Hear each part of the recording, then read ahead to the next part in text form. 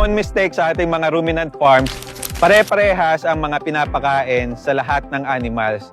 Ang lactating or mga high-growth animals, kailangan nila yung mga high-energy, consistent na mga forages. At ang mga dry cows or mga non-productive animal, pwede na ang mga low-cost na mga forages tulad ng Napier, ng mga Mombasa, Mulato.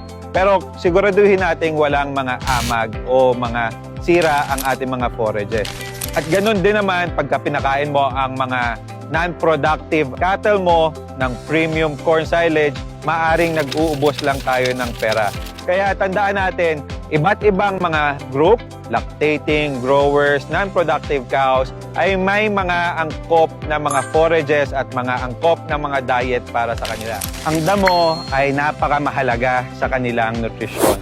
Ito nga ang pundasyon ng kanilang nutrisyon. Pero hindi natatapos sa damo lamang. Kailangan nila ng kanilang complete ration. At ano ba ang complete ration? Ang complete ration ay nagsisimula sa kanilang pundasyon o ang kanilang forage.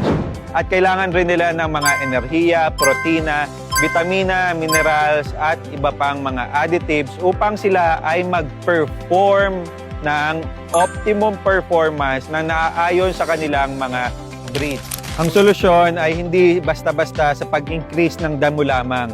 Kailangan balansehin sa forage, vitamins, mineral, protein, and energy ang kanilang total nutrition. Maaring mabuhay sila sa damo lamang.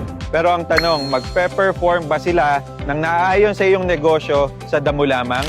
Kailangan natin balansehin ang kanilang total nutrition upang makamit ang kanilang genetic potential. Kaya comment room solve below upang ma-share namin ang aming mga guidelines para sa kanilang total mixed ration. Salamat!